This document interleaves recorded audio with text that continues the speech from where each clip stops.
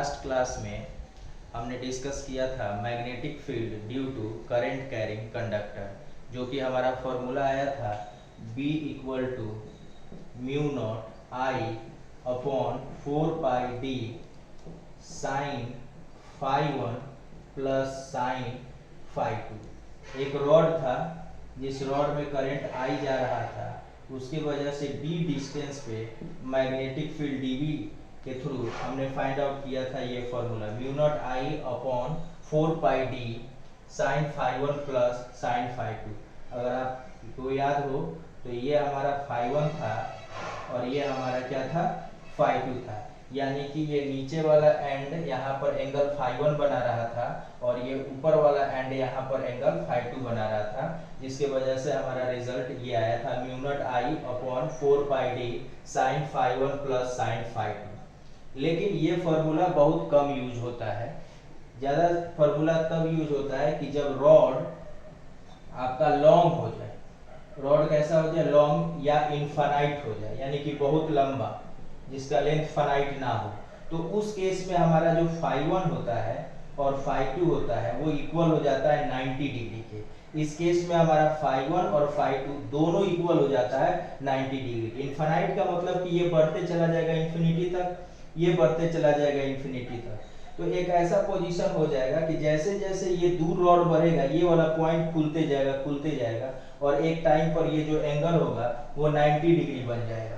तो फाई 1 का भी वैल्यू 90 डिग्री और फाई 2 का वैल्यू भी 90 डिग्री। तो अगर मैं इसमें पुट करूं mu naught I upon 4 pi D sign 90 plus sign 90, तो साइन 90 का वैल्यू कितना होता है, 1 होता है और साइन 90 का वैल्यू 1। तो यानी कि 1 प्लस 1 आपका हो जाएगा 2। 1 प्लस 1 कितना हो जाएगा, 2 हो जाएगा।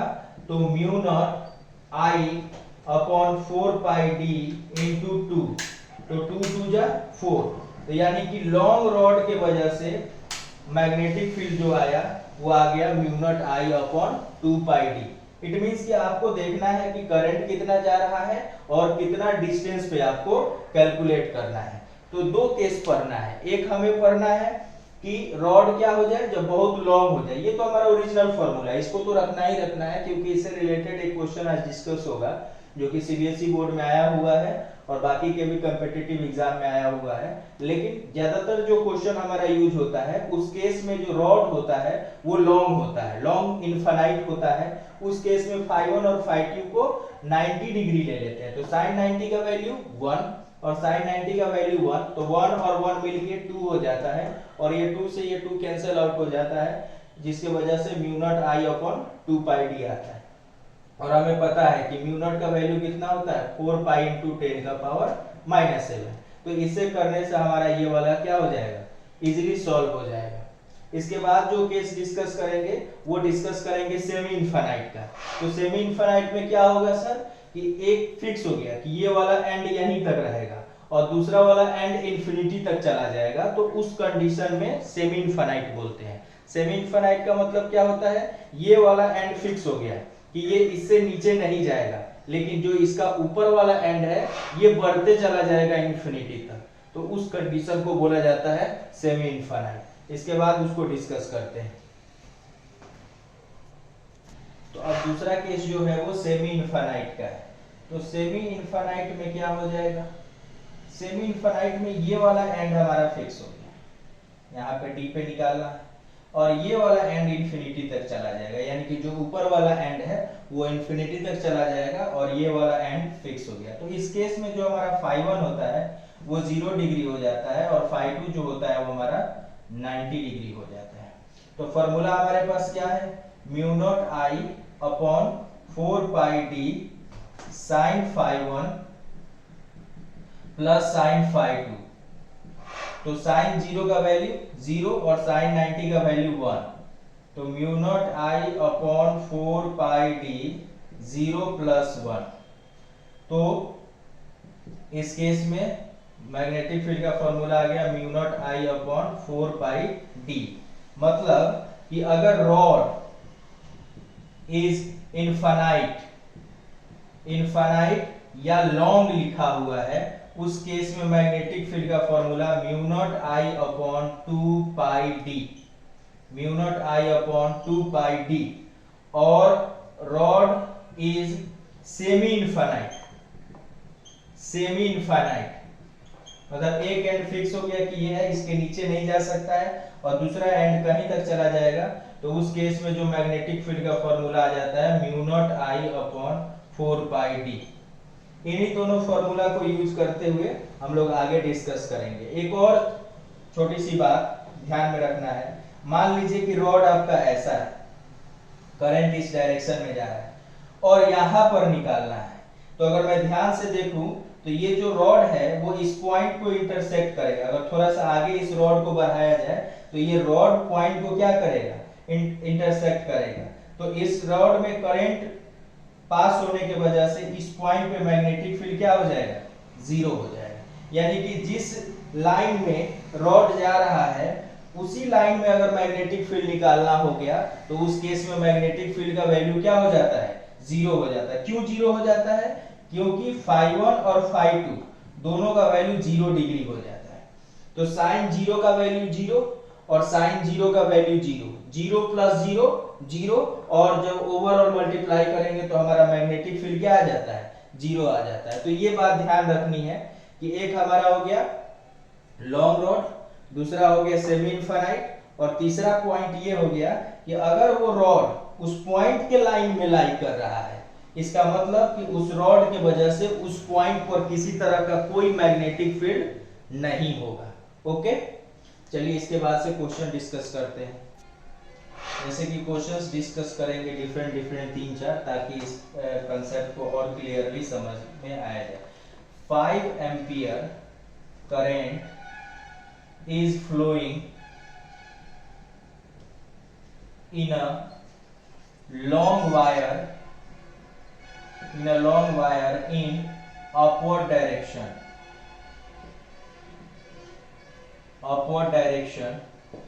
Find the magnitude and direction of magnetic field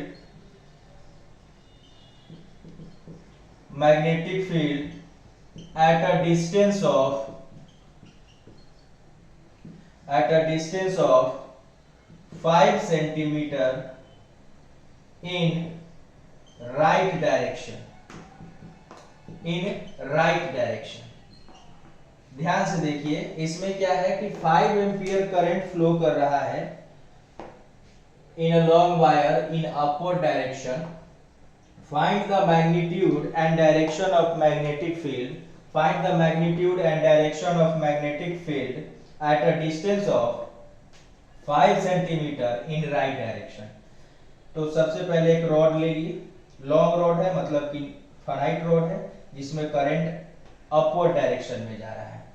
इस रॉड से 5 सेंटीमीटर पे राइट डायरेक्शन है, तो इस रॉड का राइट डायरेक्शन इधर हुआ 5 सेंटीमीटर, ये मान लीजिए ओ है, ये पी पॉइंट है जहां पर हमें मैग्नेटिक फील्ड फाइंड आउट करना है।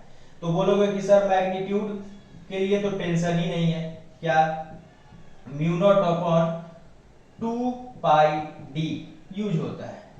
तो म्यू नॉट का वैल्यू 4 पाई इंटू 10 का पावर -7, आई कितना है 5 एम्पियर, 2 पाई इंटू डिस्टेंस कितना है 5 सेंटीमीटर, तो इसको मीटर में बदल दिए, तो 5 से 5 कैंसिल आउट हो गया, 2 पाई से ये 4 पाई 2 टाइम्स में कैंसिल आउट हो जाएगा। अच्छा ये -2 ऊपर जाएगा तो क्या हो जाएगा, प्लस हो जाएगा, तो -7 + 2 -5 हो जाएगा। यानी कि इनफैक्ट अगर मैं बोलूं तो 2 × 10 का पावर -5 टेस्ला। क्यों, क्योंकि मैग्नेटिक फील्ड का यूनिट टेस्ला होता है। लॉन्ग रॉड था, कोई टेंशन की बात नहीं है, हमारे पास फॉर्मूला है, म्यू नॉट का वैल्यू पुट किए, आई का वैल्यू पुट किए, डिस्टेंस पुट किए। अब बात आती है डायरेक्शन की, कि डायरेक्शन कैसे डिसाइड करेंगे सर। तो डायरेक्शन डिसाइड करने के लिए बिल्कुल कुछ नहीं सोचना है, ये देख लेना है कि करंट किधर जा रहा है। तो करंट किधर जा रहा है, अपवर्ड डायरेक्शन में, और डी किधर है, राइट में। तो करंट के डायरेक्शन से डी के तरफ मूव करना है, करंट के डायरेक्शन से डी के तरफ मूव करना है। तो करंट किधर है, ऊपर के तरफ है, और डी किधर है, राइट में है, यानी कि करंट से डी के तरफ मूव करना है। तो ध्यान से देखिए और बताइए कि जब हम करंट के डायरेक्शन से डी के तरफ आ रहे हैं तो ये हमारा क्लॉकवाइज है कि एंटी क्लॉकवाइज है? क्लॉकवाइज। क्लॉकवाइज है, वेरी गुड। तो जब क्लॉकवाइज है तो आप अपने पेन को ऐसे रख के क्लॉकवाइज घुमाइए। अगर आप किसी को क्लॉकवाइज घुमाते हैं तो वो अंदर के तरफ जाता है। अगर आपके पास स्क्रू है और स्क्रू को जब आप क्लॉकवाइज रोटेट करते हो तो वो स्क्रू टाइट होता है। स्क्रू टाइट होता है इसका मतलब कि वो इनसाइड जाता है। तो मैग्नेटिक फील्ड का डायरेक्शन यहाँ पर क्या हो जाएगा, इनवर्ड हो जाएगा। मैग्नेटिक फील्ड का यहाँ पे डायरेक्शन क्या हो जाएगा, इनवर्ड हो जाएगा। क्या करना है सर, कुछ ज्यादा नहीं करना है। देख लीजिए कि करंट किधर जा रहा है और वो पॉइंट किधर है। करंट से उस पॉइंट के तरफ देख लीजिए कि क्लॉकवाइज है कि एंटी क्लॉकवाइज है। तो यहाँ पर देखने को मिल रहा है कि सर यहाँ पर तो क्लॉकवाइज है।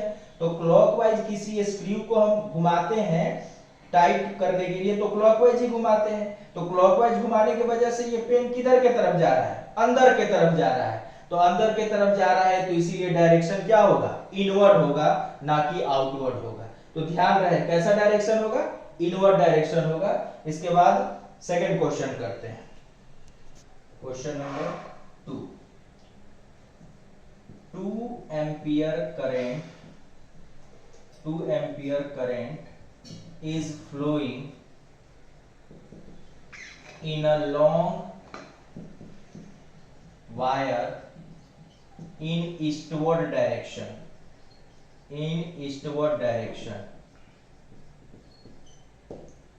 Find the magnitude and direction. Of magnetic field below 2 centimeter from wire। अब ध्यान दीजिए यहाँ पे 2 एम्पियर करंट फ्लो कर रहा है ईस्टवर्ड डायरेक्शन में, यानी ईस्ट हमारा इधर होता है। कितना एम्पियर करंट फ्लो कर रहा है, 2 एम्पियर करंट फ्लो कर रहा है, वेरी गुड। अब कितना सेंटीमीटर पे मैग्नेटिक फील्ड निकालना है, 2 सेंटीमीटर पे बिलो, यानी कि हमें यहाँ पे निकालना है मैग्नेटिक फील्ड। मान लेते हैं इस पॉइंट को P। अब झंझट कुछ नहीं है, B is equal to mu naught I upon 2 pi D.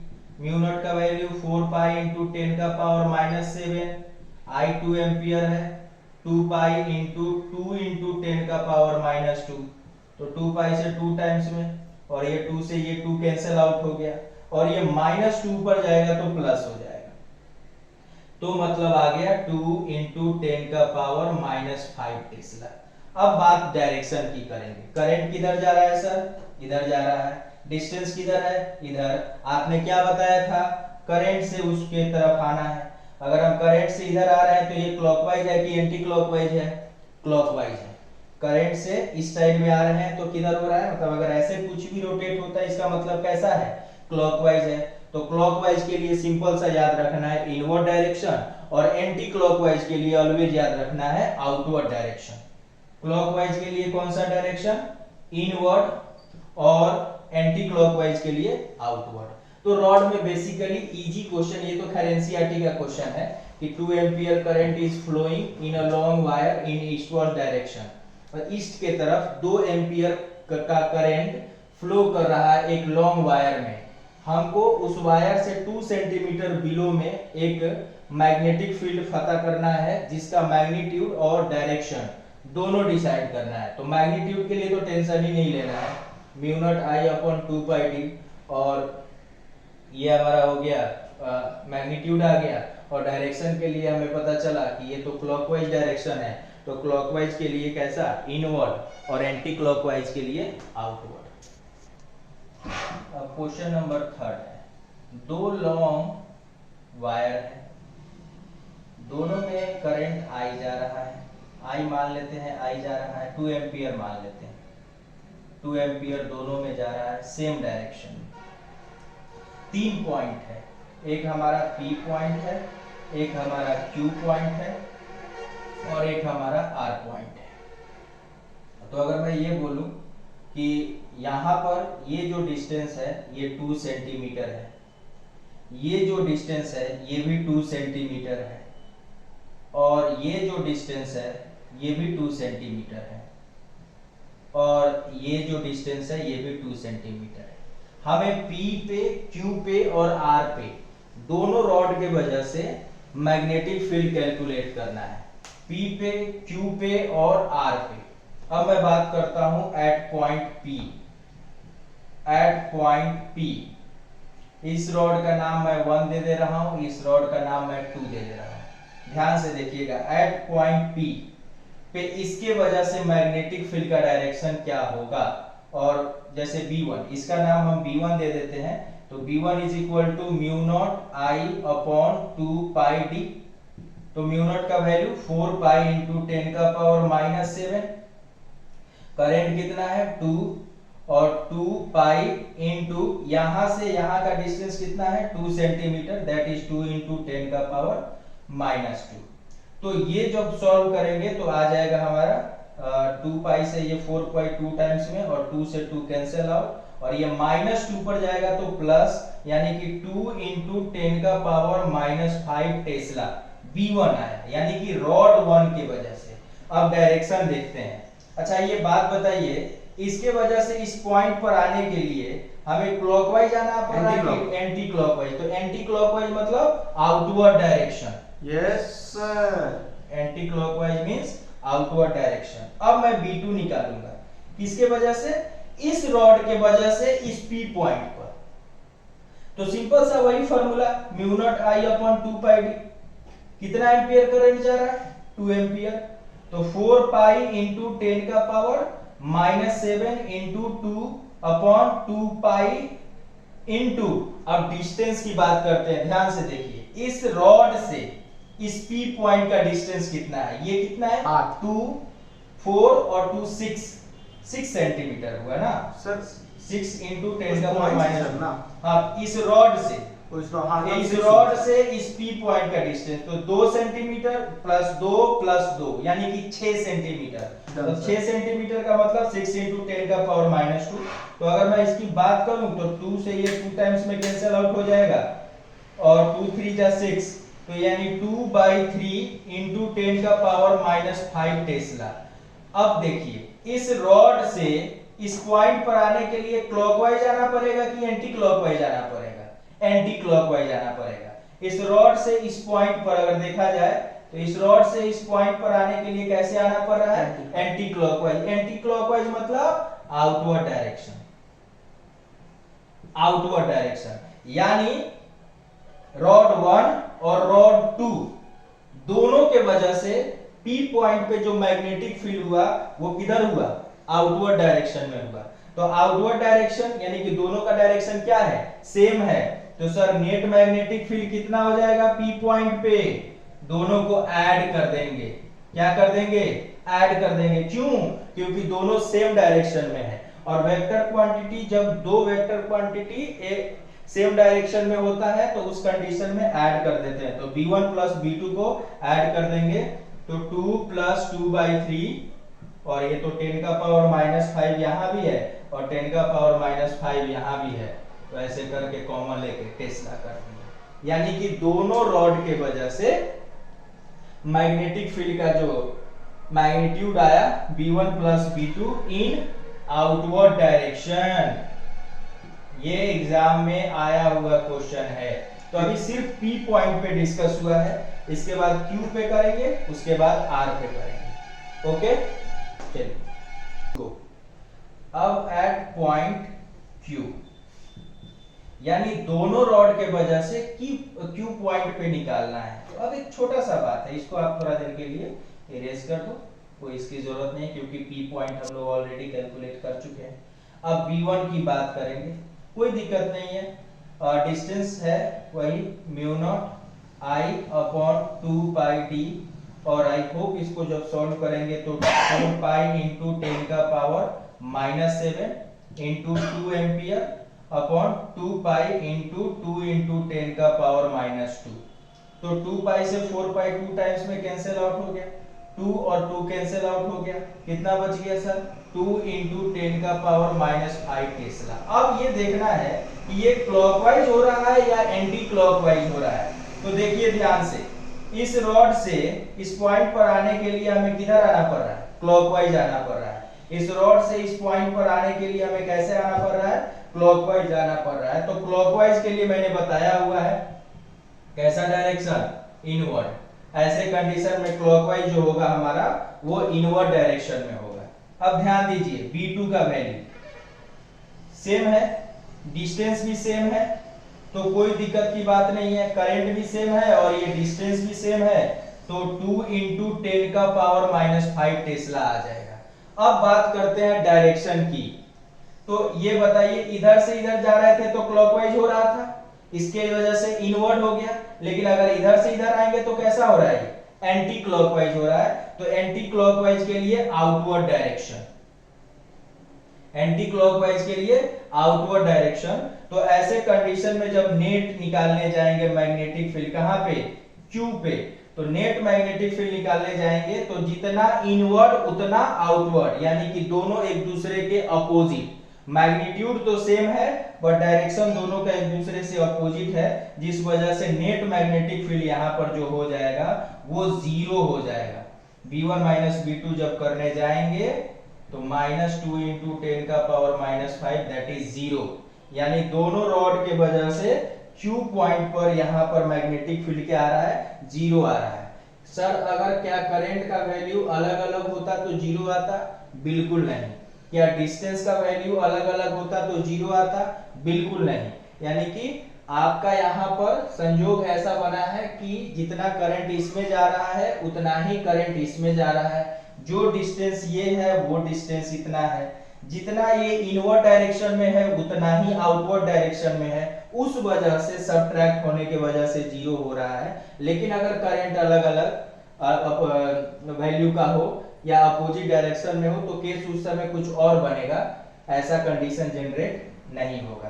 अब हम बात करेंगे R पे, P पे हो गया, Q पे हो गया, और इसके बाद जो डिस्कस करेंगे वो करेंगे R पे।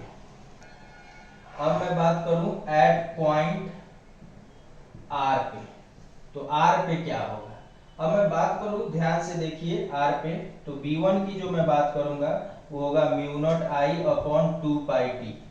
तो मतलब जो यहाँ कंडीशन था वो अपोजिट हो जाएगा, मतलब 4 पाई इंटू 10 का power -7 into 2/2 pi into 2 centimetre 2 centimetre 2 centimetre 6 centimetre, तो 6 इंटू 10 का पावर -2, तो ये 2 3, यानी कि 2/3 इंटू 10 का पावर -5 टेस्ला। और ये हो रहा है क्लॉकवाइज, तो क्लॉकवाइज का मतलब हो गया इनवर्ड डायरेक्शन।